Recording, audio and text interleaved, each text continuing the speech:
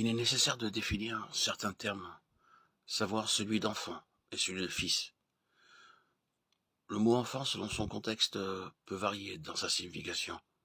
Dans Jean 1,12, mais à tous ceux qui l'ont reçu, à ceux qui croient en son nom, elle a donné le pouvoir de devenir enfants de Dieu. Ici, le terme enfant précise que par nouvelle naissance, nous devenons membres de la famille de Dieu. Dans 1 Corinthiens 3,1, pour moi, frère, ce n'est pas à des hommes spirituels que j'ai pu parler, mais comme à des enfants en Christ.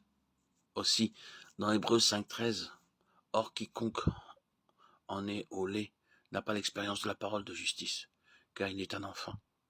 Dans ces deux passages, le terme enfant est synonyme d'immaturité spirituelle, d'infantilisme. Voyons le mot fils dans Romains 8,14, car tous ceux qui sont conduits par l'Esprit de Dieu sont fils de Dieu. Dans Galates 4,7, si tu es fils, tu es aussi héritier par la grâce de Dieu. Le terme fils exprime la maturité, l'état d'homme fait, Hébreux 5,14. À la nouvelle naissance, notre esprit qui vient de recevoir la vie éternelle est à l'état latent et dans l'infantilisme. Cependant, cet état d'enfance ne doit avoir qu'une courte durée, car la volonté de Dieu concernant son intention est d'amener notre esprit à la maturité afin que le croyant soit rendu capable d'assumer sa part dans le dessein de Dieu et de marcher dans la vocation. Cette maturité, cet état de fils est donc quelque chose que nous devons atteindre, quelque chose à laquelle nous devons parvenir. C'est en vue de cela que le Saint-Esprit est appelé l'Esprit d'adoption, Romains 8,15. Car l'adoption divine est celle des croyants parvenus à la pleine maturité, ceux dont l'Esprit aura été formé à travers les voies de Dieu et la discipline spirituelle. Ceci montre de façon évidente que toutes les activités de la vie, celles de Christ, sont dans l'Esprit, appelé aussi l'homme intérieur, Éphésiens 3,16, 2 Corinthiens 4,16. Dieu avait donné à Adam la domination sur toute la création, mais à cause de sa désobéissance, il perdit tout. Cependant, le dessein de Dieu à l'égard de ses rachetés demeure à savoir faire de nous un royaume et des sacrificateurs, qui a fait de nous un royaume des sacrificateurs pour Dieu son Père, Apocalypse 1,6. Aussi,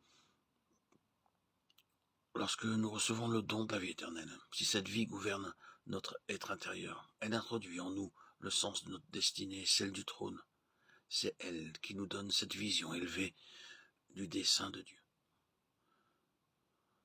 Cependant, notre accession au trône implique que nous vainquions. Celui qui vaincra, je le ferai asseoir avec moi sur mon trône, comme moi j'ai vaincu et me suis assis avec mon Père sur son trône. Apocalypse 3,21. Et ailleurs, celui qui vaincra héritera ces choses. Je serai son Dieu et il sera mon fils. Ainsi Dieu ne désire pas seulement des gens rachetés, mais des rois, et cela présuppose une préparation, une formation, par une discipline, sous une autorité. L'héritage et le trône sont inséparables de la maturité spirituelle qui est l'état de fils. En tant que croyants, nous sommes également sacrificateurs dans l'ancienne alliance. La première chose que nous voyons concernant les sacrificateurs, c'est qu'ils offraient à Dieu les holocaustes, les sacrifices entièrement consumés par le feu sur l'autel. Compte tenu de ce double aspect, n'oublions pas le premier pas fondamental pour que se réalise le dessein de Dieu en nous.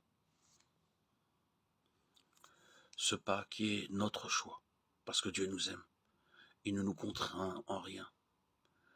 Il laisse à l'homme le libre choix de le suivre ou non. Dieu désire des hommes selon son cœur, qui lui obéiront délibérément et joyeusement pour faire sa volonté. Aucune personne rachetée ne parviendra au trône sans avoir fait le don joyeux de sa vie à Dieu, car Dieu aime celui qui se donne joyeusement. Dieu met à part pour lui ceux qui sont une offrande, un holocauste. C'est ce que nous voyons en Lévitique chapitre 8. Les sacrificateurs n'étaient consacrés que sur la base de l'holocauste. Il en est de même de nous.